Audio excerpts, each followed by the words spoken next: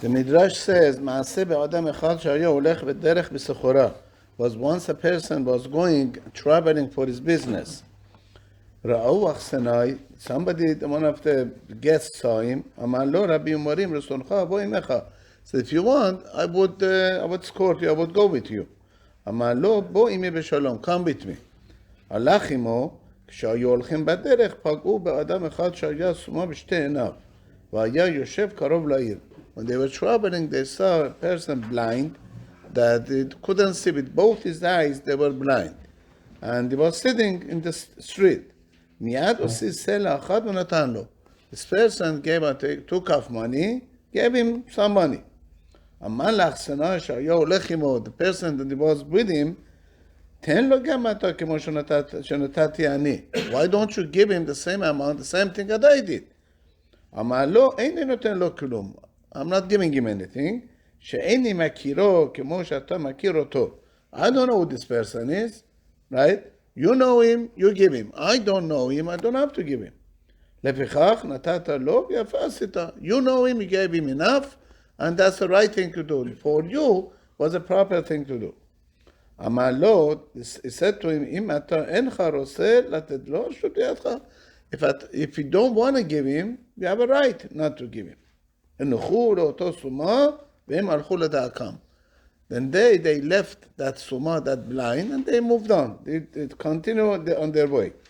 כשהם הולכים בדרך, פגעו במלאך המוות. When they got on the way, they saw the מלאך המוות, right? אמר להם, לאיכן אתם הולכים? He said to them, where are you going? אמרו לו לסחורה. They told him, we're going on a business trip.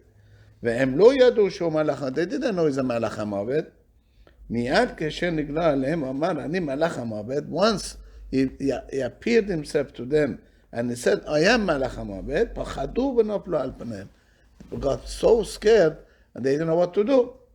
אמר מלאך המוות לראשון, he said to the first person, אתה נפתה ממוות, you are fine, you are safe.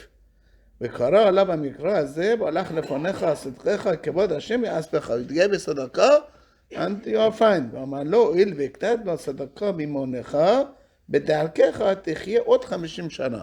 Because you gave money to צדקה, and before you got into traveling, I'll give you 50 years. אחר כך אמר לאחסנאי, then he said to the other person, כבר סופך בידי והגיע יום מיתתך. So your day is up. Today is your day. הרנבא אמר לו, then he said to the מלאך המוות, אני וחברי באנו יחד. Right? We came together. We are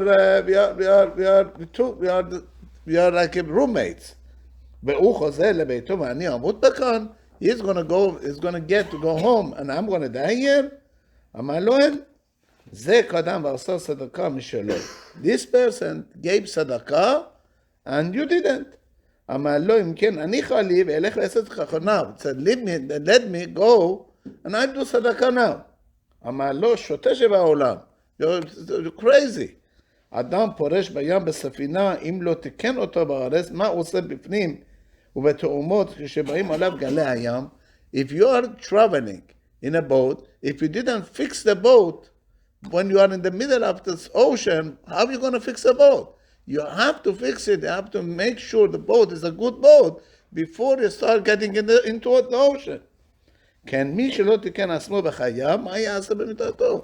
Now that I'm going to take it, you want to go give צדקה now? ועכשיו מה שעשית עשוי. What happened, happened. מכאן ואילך אין לך כלום שהגיע זמנך למות. So now you got nothing to do, your time is up. אמר לו, אם כן, המתן לי עד שאלך לספר בשבחו של מקום על מה שעשה עמי. So now, at least let me go and explain to the world how much הקדוש ברוך הוא did טובות and good things to me.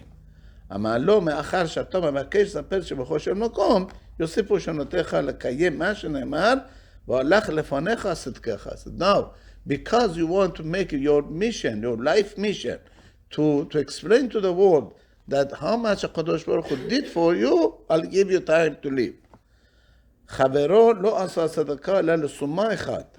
His friend did only a טובה, gave צדקה only to one blind person. ונתאספו לו כמה שנים.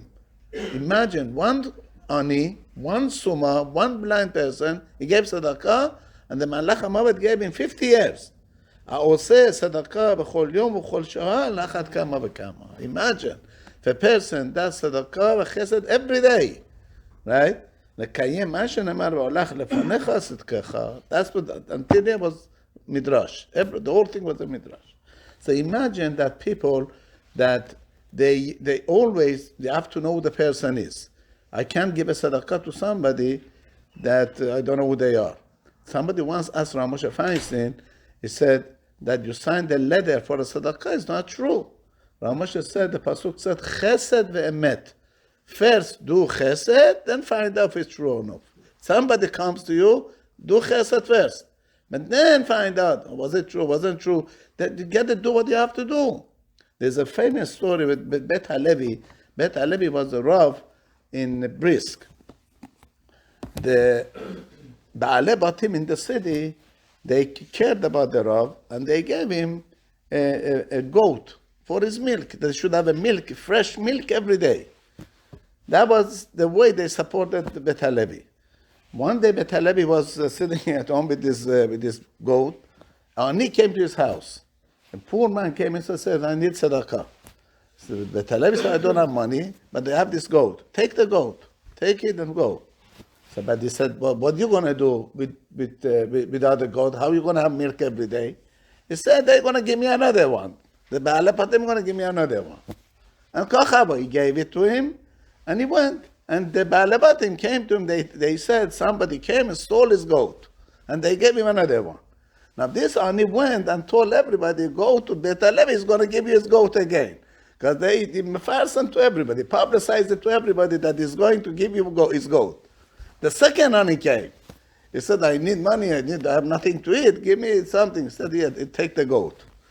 And again, they found that the Baalei Batim found out that every time they give him a goat, he gives it away. They came, they made the Tanai with him. He said, the goat does not belong to you. Only the perot, what comes out of the goat belongs to you. Then from then on, he couldn't give away the goat. You see that the people, without chesed, they cannot live. They cannot live without giving tzedakah. That's the way it is. A person has to think, how can I do a chesed? What can I do today? How can I give tzedakah? To who am I going to give tzedakah? And unfortunately, a lot of times people, they have this meshulachim come to their house, they lock the door. They close, they turn off the light, that the meshulach should say, I'm not home. Right? That we run away from doing chesed. Hashem brings the opportunity to do a chesed, we're running away from it. There was an unbelievable story in Yerushalayim after World War I. This man was about to die, right? He was an old man. He said to his wife, I want you to go to the store, buy milk and rice, and bring it home and make a good food out of it. His wife thought that he's probably sick, and that's what he needs this food to get better. He went, got chalav, and they said, cook it, make sure everything is fine. I want you to make chalav, the milk and oils together, and make a dayasa, right? And she made a good food, they brought it to him and said, oh, eat, you're going to get better. He said, I didn't ask you to make it for me. I ask you, I'm going to die anyways. I want you to eat this food after I die. I care that you should have the food after that I'm not here. That I want to do chesed to you, that you should have the food to eat. That's the people that looking for opportunities. What can I do? Going out of their way to look, what can I do? How can I do a chesed to somebody? What can I do for somebody today? That's the chesed shel emet. That's what the Chazal are telling us. Going out, see somebody, do something. Rav Moshe has a famous teshuvah that the person, that somebody comes to you don't know who it is, give him something. It could be Ramai, could be a good person, could not be a good. We don't know. At least give him something in case he's an honest person.